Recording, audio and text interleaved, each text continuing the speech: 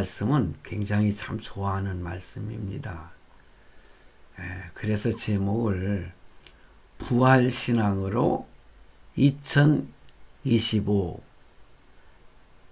이 말은 2025년은 우리가 부활신앙으로 살아가자. 부활신앙으로, 부활을 믿는 믿음으로 살아간다면은 하나님께서 주시는 큰 은혜를 체험하게 될 것입니다. 우리가 예수 믿으면서요, 사실 성경을 믿는 것이죠. 근데 우리가 부활을 믿는다는 거 그렇게 쉬운 일이 아니죠. 어떻게 죽은 자가 살아날 수 있느냐, 뭐 그렇게 의심을 가질 수가 있지 않습니까? 사실상 뭐 예수님께서 부활하신 그때에도 많은 사람들이 예수님의 부활에 대해서 믿지 못하고 의심하는 그런 사람들이 있었습니다. 자, 그런데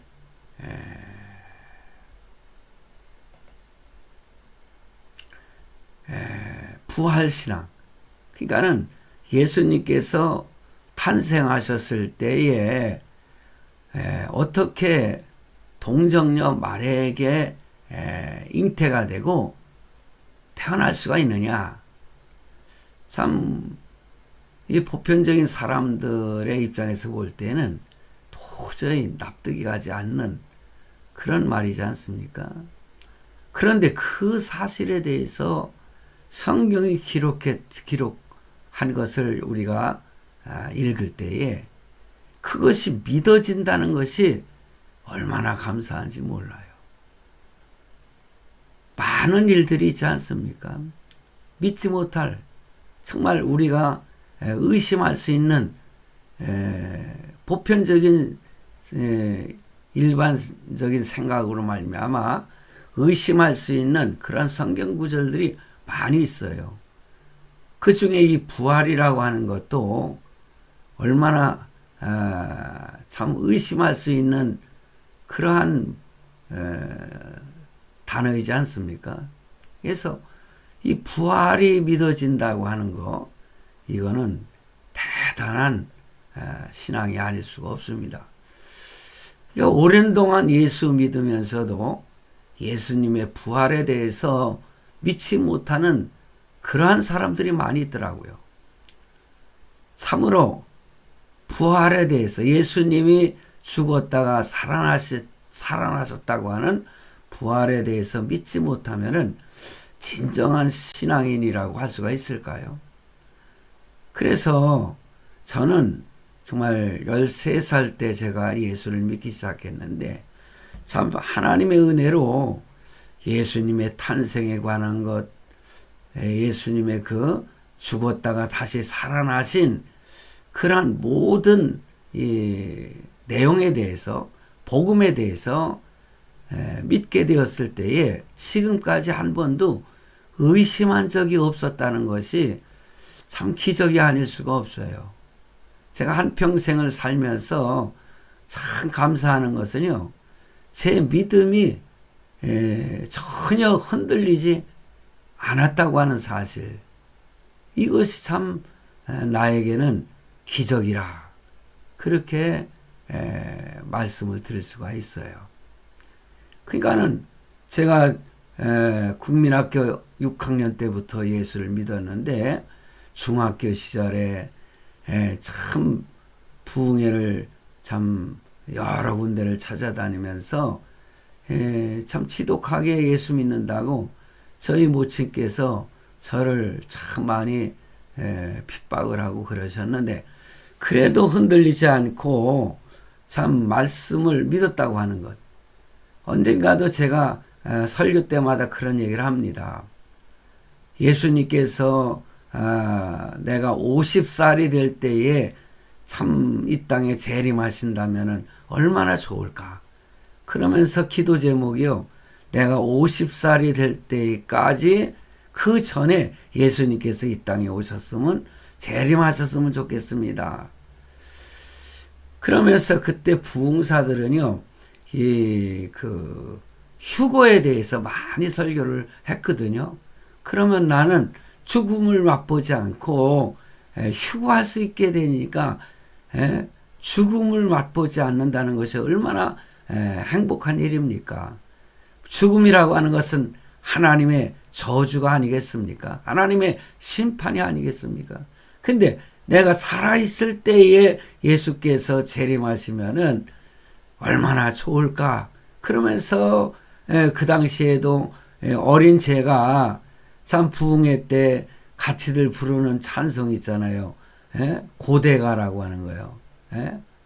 이제나 저제나 예수님 오시기만을 고대한다는 그러한 찬양을 부르면서 눈물을 흘렸던 그런 기억이 지금도 납니다. 그러면서 지금도 하나님께 감사하는 것은요, 제가 오늘 지난 한 주간 동안 말씀을 묵상하고 말씀을 준비하면서 내 신앙이 참 부활을 믿는 신앙이었다고 하는 거, 이것이 얼마나 하나님께 감사한지 몰라요. 그러므로 제가 신앙생활할 때 너무나 어려운 일들이 많이 있었고 핍박도 많이 받았고, 교회를 개척해 가지고 처음 교회를 시작하면서도 사단이가 얼마나 강하게 역사하는지, 귀신이 역사하는지, 귀신과 싸우면서도 참 목회를 흔들림 없이 해왔다고 하는 거, 이걸 생각하면은 얼마나 하나님께 감사한지 몰라요.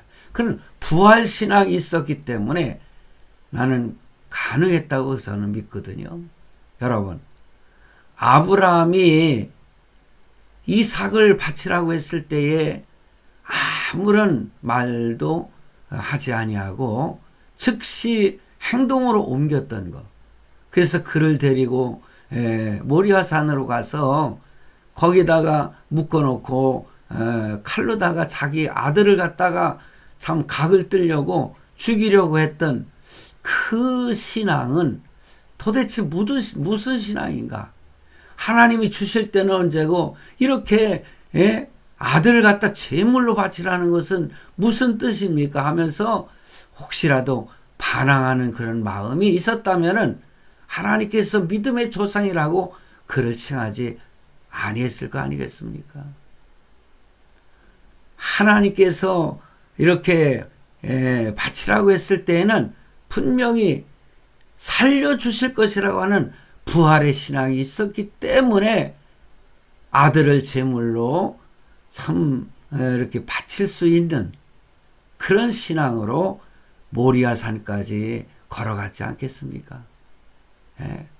자기를 불태울 장작을 갖다가 짊어지고 그냥 앞에서 껐덕껐덕 걸어가는 자기 아들 이삭을 여러분 바라보면서 모리아산으로 갔던 그 아브라함의 심정, 저는요 상상하기가 너무 어렵더라고요. 하나님이 내 아들을 지금도 제물로 바치라고 하면은 나는 정말 아멘 하면서 즉시 이행할 수 있을까? 참 고백을 하는데 그렇게 할 수가 없을 것 같은 그런 생각을 가져요. 평생을 신앙생활에서도 덥석 그런 신앙을 고백할 수 있을까? 저는 저 자신을 의심해 볼 수밖에 없는 입장입니다. 자, 제가 서두에 너무 참 여러 이야기를 했는데 부활에 관한 이야기이기 때문에 제가 말씀을 드렸습니다. 예수님께서 직접 마르다에게 하신 말씀도 있잖아요. 나사로를 살리시기 전에 마르다가 조금 예수님께서 자기의 그 오라버니를 살릴 수 있을까 하는 의심을 가졌을 때에 예수님께서 뭐라고 말씀하셨습니까? 예수님께서 요한복음 11장 25절 말씀에 그랬어요. 예수께서 이르시되 나는 부활이요 생명이니 나를 믿는 자는 죽어도 살겠고 무릇 살아서 나를 믿는 자는 영원히 죽지 아니하리니 이것을 내가 믿느냐 이렇게 마르다에게 말씀을 하셨습니다. 그리고 나서 나사로를 살리시는 그러한 기적을 행하셨던 것을 성경은 우리에게 보여주고 있습니다. 오늘은 2025년 첫 주일입니다. 우리가 새롭게 시작하는 2025년도 오늘 본문 말씀이 우리에게는 꼭 필요한 말씀이 아닌가. 예수님의 부활을 믿는 신앙으로 출발한다면은 2025년은 승리하는 한 해가 될 것이고 여러분들께서 하나님 앞에 간절히 계획을 세우고 기도하고 참 열심히 추구할 때에 열매를 맺는 그런 2025년도가 저는 될 것으로 저는 믿습니다. 제 밴드 빛과 소금에서 참 1월 1일인가요? 제가 밴드에다가 간단히 제 기도 제목을 올렸습니다. 네. 여러분들도 한번 1년 동안 내가 하나님 앞에 기도할 것을 참 적어놓고 그것을 하나하나 기도한다면은 하나님께서 들어주시지 않겠나 저는 확신합니다. 그래서 저는 기도 제목을 제가 여러분들에게 공유하고 싶지만은 여러분들께서 제 밴드에 들어오신 분들은 제 기도 제목을 읽어보셨을 거예요. 함께 기도해 주신다면은 저도 너무나 감사할 수밖에 없겠죠. 감사하겠습니다. 여러분, 계속해서 고린도전서 15장을 제가 이렇게 순서대로 설교하고 있는데 이 15장은요 부활장이라고 하지 않습니까? 그런데 15장 1절로부터 오늘 11절까지 제가 읽어드렸는데 그 내용이 얼마나 기가 막힙니까? 뭐 기가 막히다고 하는 것은 너무너무 귀하다는 말씀을 드리는 거예요. 그래서 15장에 나타나고 있는 모든 말씀의 언어들을 보면은요 참으로 웅대한 하나의 파노라마 같은 그러한 것을 연상하지 않을 수가 없어요. 기독교의 가장 위대한 주제가 되는 부활을 다루고 있기 때문에 그렇습니다. 여러분, 초대교회 당시에 이 고린도전서 15장은요, 그 당시에 현존하고 있던 그 주님의 부활에 관한 최초의 기록이라고 할 수 있습니다. 왜냐하면요, 사복음서 내용을 보면 오늘 제가 요한복음 11장 25절 26절을 제가 읽어드렸습니다만은 사복음서 마태, 마가, 누가, 요한복음 이렇게 사복음서가 모두 다 마지막 부분에 부활을 언급하고 있습니다. 예수님께서 부활하신 이후에 있었던 사건들이 기록되어 있다는 거죠. 그 중에서 가장 먼저 쓰인 마태복음이 예수님 주후 약 65년에서 70년경에 기록이 되었다. 그렇게 성경학자들은 말하고 있거든요. 그런데 고린도전서는요, 그보다도 약 한 10여 년 정도 일찍 이 사도 바울에 의해서 기록이 되었기 때문에 그 당시, 그 당대의 가장 최초의 부활에 대한 말씀은 오늘 고린도전서 15장 부활장이라는 것입니다. 그래서 이 본문을 보면은요, 이 부활장을 기록하면서 사도 바울이 고백하는 내용이 있어요. 그건 뭐냐? 자신이 은혜를 받았다는 거예요. 이 말씀을 보면은 예수님의 부활을 목격한 자기가 은혜를 받은 자가 되어서 참 그 하나님 앞에 어떻게 자기가 살아왔는지, 그리고 이 내용 말씀 중에서 부활의 신앙을 가진 사람들에게서 나타나는 일들이 무엇인가를 몇 가지를 교훈해 주고 있는데, 오늘 그 말씀을 간단히 드리고자 하는 것입니다. 첫째로는요, 부활의 신앙을 가졌습니다. 본문 1, 2절에 보면은 형제들아 내가 너희에게 전한 복음을 너희로 알게 하노니 이는 너희가 받은 것이요 또 그 가운데 선 것이라. 너희가 만일 나의 전한 그 말을 굳게 지키고 헛되이 믿지 아니하였으면 이로 말미암아 구원을 얻으리라. 여기에서 나의 전한 그 말을 굳게 지키고 헛되이 믿지 아니하였으면 그 말씀이 뭡니까? 복음이잖아요. 예수님이 탄생하셨고 예수님이 33년 동안 복음을 전하셨고 예수님께서 바로 메시아라고 하는 사실을 많은 사람들에게 드러냈고, 그리고 십자가에 죽으시고 죽은 지 사흘 만에 다시 살아나셨다. 그리고 승천하셨다. 승천하시기 전에 많은 사람에게 예수님이 살아나셨다고 하는 것을, 영원히 죽지 아니하시고 살아나셨다는 것을 보여주신 그 복음을 만약에 믿었다면은 너희는 구원을 얻으리라. 그 말씀이에요. 그러니까 한마디로 말해서 복음을 믿으면 구원을 받는다. 내가 너희에게 전한 복음, 그것이 뭡니까? 3, 4절 말씀해 보니까는 내가 받은 것을 먼저 너에게 전하였노니 이는 성경대로 그리스도께서 우리 죄를 위하여 죽으시고 장사 지난 바 되었다가 성경대로 사흘 만에 다시 살아나사 이렇게 말씀해 주고 있습니다.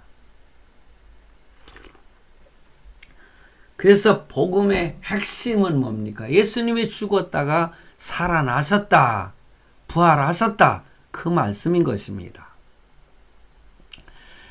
우리가 예수님을 믿는다는 것의 핵심이 뭐냐? 바로 예수님의 부활을 믿는다는 것입니다. 그러므로 믿음의 핵심 내용은 뭐냐? 주님의 부활이죠. 그 믿음을 고린도 교인들이 확고히 가질 수 있도록 하기 위해서 사도 바울은 주님의 그 부활을 내용을 15장에 이렇게 변론적으로 기록하고 있는 것입니다. 먼저 그는 3절에서 주님의 부활이 성경대로 이루어졌다 이렇게 표현하고 있습니다. 주님께서 다시 살아나신 부활은 우연한 일도 아니고 돌발적인 어떤 사건도 아니고 그 예수님의 제자들, 예수님을 추종하는 자들이 스스로 만들어 놓은 자작극도 아니에요. 그리고 신기한 환상도 아닌 것입니다. 그냥 소문으로 떠도는 루머도 아니고 오래전부터 성경이 예언한 대로 이루어진 역사적인 확실한 사실이라, 그런 말씀이에요. 여러분은 어떻게 생각하세요?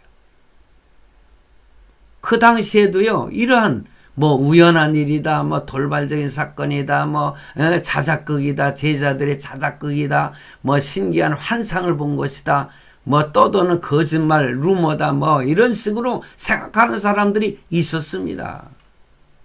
고린도 교회 성도들에게도 그런 것이 있었기 때문에 분명하게 부활장 15장에서 성경 말씀대로, 성경에 예언된 대로 이루어진, 이것은 역사적인 것, 역사적인 것은 뭡니까? 사실이라고 하는 것입니다. 사실.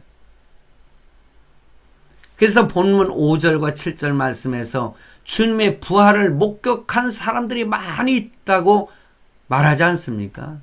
그러면서 8절에서 자기도 부활을 목격했다는 거예요.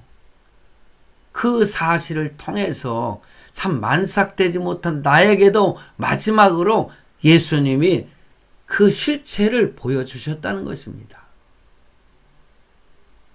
그래서 그 사실을 통해서 주님의 부활이 확실하다고 하는 사실을 변증하고 있는 것입니다. 5절에 나오는 그 주님의 부활을 목격한 게바가 있었죠. 예수님의 12제자가 있었죠.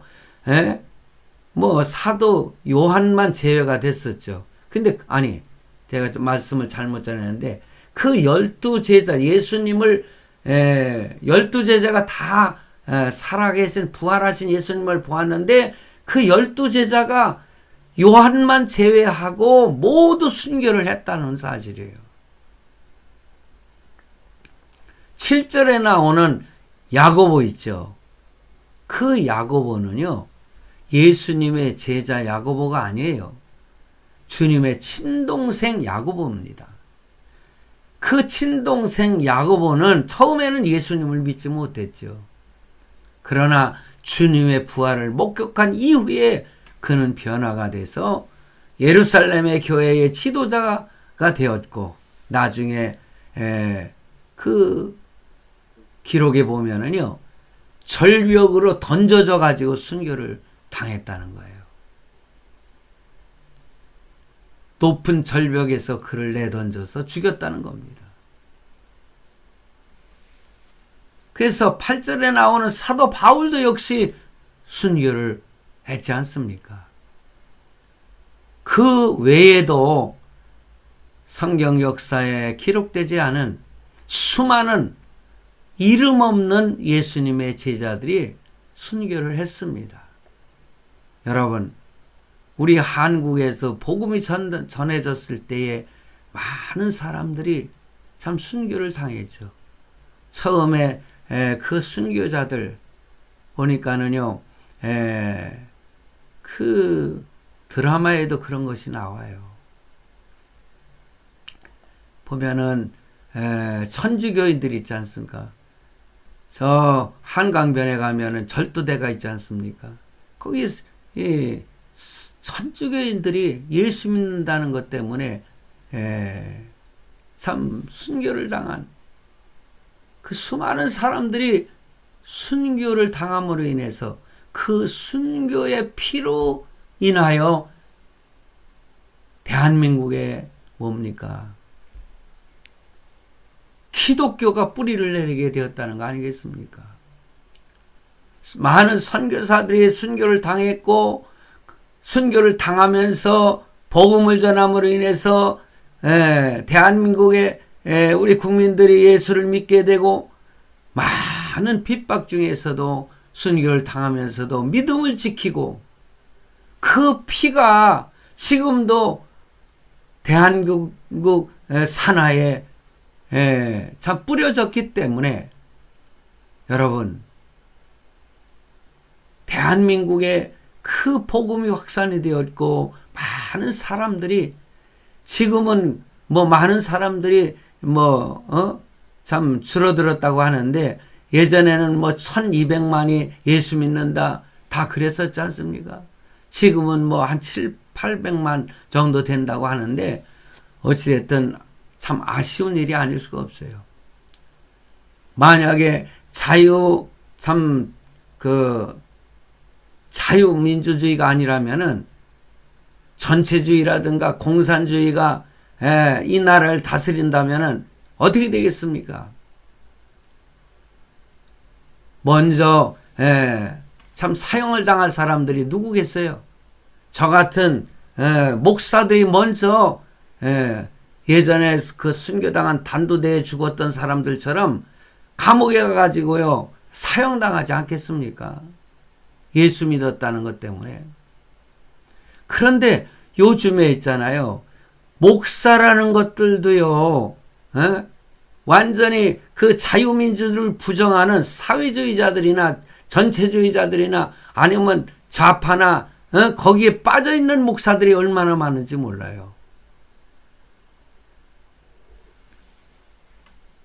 자, 제가 이 얘기하려고 한 것은 아니지만은요, 이름 없이 참 빛도 없이 순교한 많은 믿음의 선진들 때문에 오늘 우리는 이렇게 자유롭게 하나님께 예배를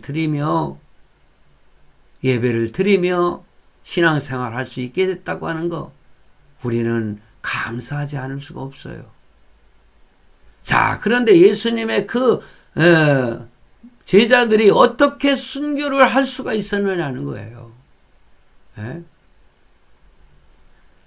부활하신 주님을 목격하고 부활에 대한 확신을 가졌기 때문에 순교할 수가 있었던 거 아니겠습니까? 만약 그들이 주님의 부활을 목격한 것이 아니고 만약에 자작극으로 꾸며냈다면 그들이 어떻게 주님을 위해서 순교할 수가 있었겠습니까? 자기가 꾸며낸 거짓말을 위해서 목숨을 걸겠습니까? 아니죠. 주님의 제자들은 하나같이 주님의 부활에 대한 확고한 믿음이 있었다고 하는 거예요. 마찬가지로 은혜 받은 자에게는요, 이렇게 주님의 부활에 대한 확고한 믿음이 있어야 되는 것입니다. 여러분, 은혜 받으셨습니까? 그런 확실한 부활에 대한 믿음이 있습니까? 자기 자신을 한번 점검해 보시기를 바랍니다. 제가 아까 말씀드린 것처럼 우리가 사도신경을 통해서 늘 신앙 고백을 하지 않습니까? 몸이 다시 사는 것과 영원히 사는 것을 믿사옵나이다. 몸이 다시 사는 것과 몸이 다시 부활하는 것과 영원히 사는 것들. 나는 부활이요 생명이 나를 믿는 자는 죽어도 살겠고 무릇 살아서 믿는 자는 영원히 죽지 아니하리라. 이렇게 고백을 하게 되는 것입니다. 우리는 비록 몸으로 부활하신 주님을 우리가 직접 만나 뵙지는 못했지만은 그러나 믿음으로 예수 그리스도, 부활하신 예수 그리스도를 우리는 만난 것입니다. 부활하신 주님을 우리는 만난 것입니다. 그렇기 때문에 예수님의 부활을 믿는다고 이렇게 신앙을 고백하지 않습니까? 사도들이 목숨을 걸고 지켰던 주님의 부활에 대한 믿음을 가지고 우리도 몸이 다시 사는 것과 영원히 사는 것을 우리는 믿어야 되는 것입니다.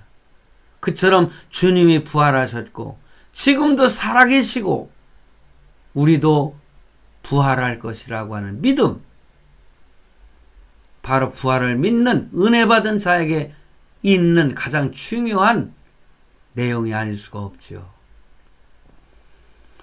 또한 이렇게 주님의 부활을 믿는 자는요, 스스로 감격하지 않을 수가 없죠. 그리고 겸손함의 신앙을 고백하는 사도 바울 같은 그런 겸손한 자가 된다는 거예요. 8절 말씀에 보니까는요, 만삭되지 못하여 난 자 같은 나에게도 예수님이 보여주셨다. 만삭되지 못하냐는. 여러분, 만삭되지 못했다는 것은 7순위, 8순위라는 거죠. 10개월을 채우지 못하고 이 세상에 태어났다는 그 만삭되지 못한 자라 이거예요. 얼뜨기라는 거예요. 그런 자기에게도 부활하신 주님께서 보여주셨다고 고백을 하고 있습니다. 그의 고백은 너무너무 겸손하지 않습니까? 그는 자기같이 부족한 사람에게 부활의 주님이 만나주셨다는 그 은혜에 정말로 감격하는 마음을 가지고 있었다. 그것입니다. 그래서 본문 9절 말씀해 보니 나는 사도 중에 지극히 작은 자라. 내가 하나님의 교회를 핍박하였으므로 그렇잖아요. 예? 사도 바울이 사울이었을 때 사울 청년은 예수 믿는 사람들을 핍박하고 죽이고 예수 믿는 사람들을 잡아 감옥에 넣으라는 그 문서를 가지고 다메섹으로 가다가 예수 그리스도를 만나게 된 거 아니겠습니까? 그러니 자기는 사도라 칭함을 받기에 자기는 감당치 못할 자라는 거예요. 그가 한 일이 얼마나 또 기가 막히다는 말씀이 나오는데, 이 서신서들을 기록한 거 보면은 그는 3차 여행을 통해서 많은 사람들을 복음을 전하여 구원하였고 교회를 세우지 않았습니까? 그럼에도 불구하고 자기는 사도들 중에서 지극히 작은 자라는 거예요. 사도 중에 지극히 작은 자. 바로 이렇게 부활을 믿으면서 은혜 받은 자는요, 반드시 겸손한 고백과 겸손한 삶이 그에게서 나타나는 것입니다. 그러므로 당시 고린도 교인들 중에는 자신이 받은 은사와 자신의 신앙과 지식과 영성을 자랑하는 그런 사람들이 많았잖아요. 그래서 자랑하지 말라. 오히려 사랑의 은사를 받아서 사랑하라고 사도 바울은 계속해서 강조했던 것입니다. 자, 바로 이러한 모습이 부활을 믿는 부활신앙인의 자세라는 거죠.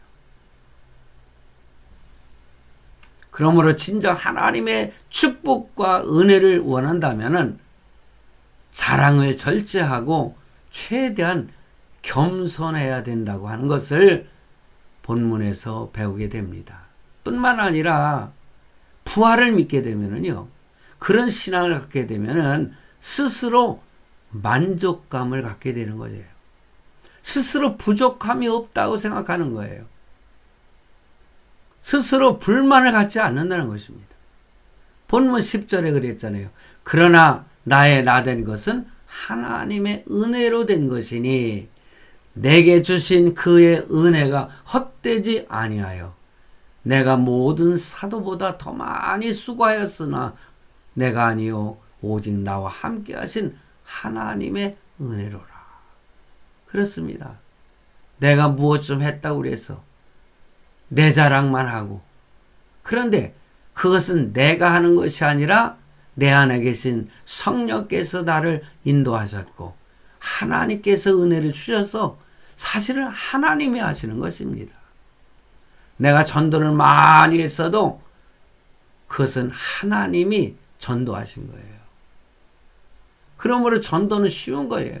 그냥 나아가서 복음을 전하면 되는 것입니다. 그러면 그의 마음을 움직이시는 이는 하나님이시라는 거예요.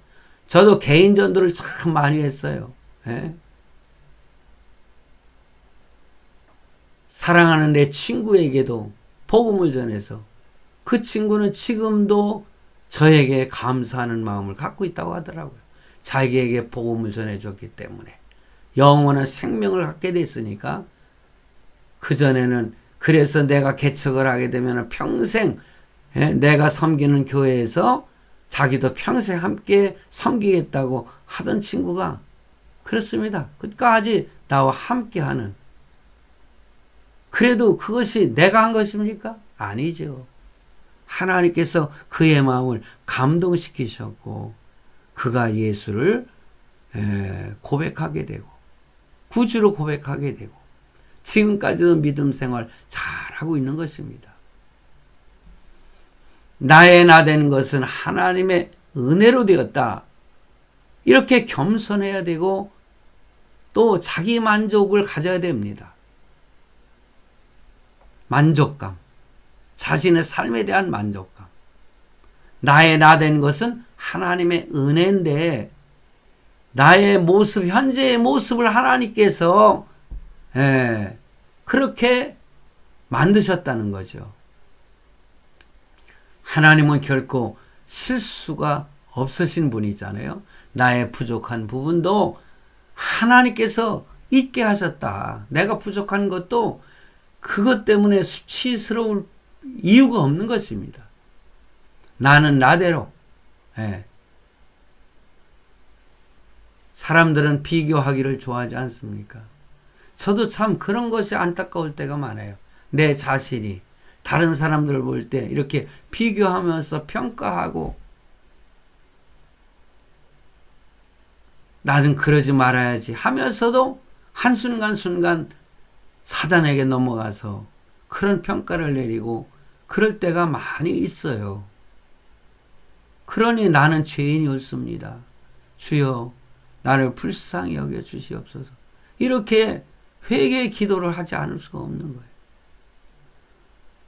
제가 잠을 청할 때는요, 밤에 누워서 잠시 기도를 합니다.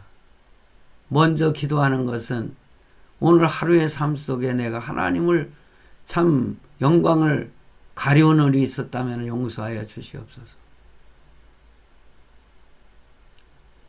그게 저의 기도예요.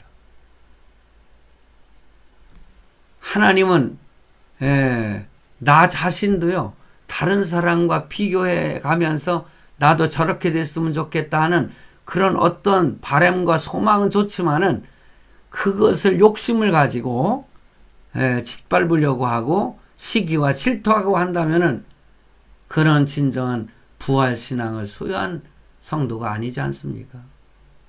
자신의 현재 모습에 만족할 줄 아는, 자족할 줄 아는, 나의 나된 것은 하나님의 은혜라고 고백할 수 있는 그러한 성도가 되어야 된다. 그겁니다. 그러니 남이 가지고 있는 은사를 부러워할 필요가 없습니다. 남의 처지도 부러워할 필요가 없어요. 내가 열심히 하나님 앞에 믿음을 가지고 기도하면서 열심히 수고하면은 그 땀의 열매를 맺게 하시는 것입니다. 그러므로 남과 똑같은 그러한 인생을 살 필요가 없어요. 나는 나대로 하나님이 주신 작품대로 살아가는 것입니다. 나도 하나님의 작품인 것입니다. 작품이라고 하는 것은 뭡니까? 하나밖에 없다는 거예요.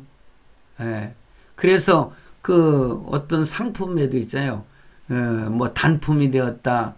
그리고 몇 개 한정품이다. 그러면은 굉장히 고가로 팔리고 귀하게 여기지 않습니까? 마찬가지로요. 여기 있는 전병진 목사는요. 한정품이에요. 한정. 하나밖에 없는 한정품이라는 거예요. 하나님이 만들어주신 참 한정품이기 때문에 나는 나대로 하나님께서 만들어 주셨기 때문에 나도 작품, 하나님의 작품이니까 하나님께 감사하며 살아가는 것입니다. 나에게 주어진 대로 살아가는 것입니다.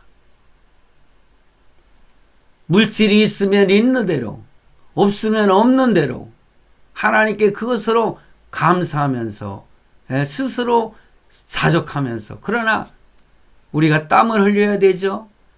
열심히 노력해야 되죠. 그것도 하지 않으면서 바란다면은 잠언서에 그랬잖아요. 이 어리석은 자야. 개미에게 가서 그 하는 것을 보고 지혜를 얻으라고 그랬잖아요. 개미는요, 열심히 뭐 개미는 땀을 안 흘리더라고요. 근데 열심히 끊임없이 일을 하지 않습니까? 그럴 때에 배짱이 같이 그냥 노래나 부르면서 허성세월 부르다 보면은 가난이 도둑처럼 온다고 그랬어요. 여러분, 현재의 모습에서 하나님의 뜻을 이루고 하나님께 영광을 돌리면 되는 것입니다. 그러므로 여러분, 우리는 행복에 대한 잘못된 환상을 버려야 됩니다. 뭐 내가 하는 것이라든가 내가 소유한 것, 그것이 아니라 내가 존재하고 있다고 하는 사실에 대해서 하나님께 감사하고 나의 나 된 것은 하나님의 은혜다. 이런 믿음을 가지고 살아간다면 이 사람이 진정한 뭡니까? 부활신앙을 가진 성도의 모습이다. 그러므로 오늘 말씀 마음에 새기시고 오늘 제목처럼 2025년도는 부활신앙으로 우리는 달려 나아가는 것입니다. 표대를 향해서 나아가는 것입니다.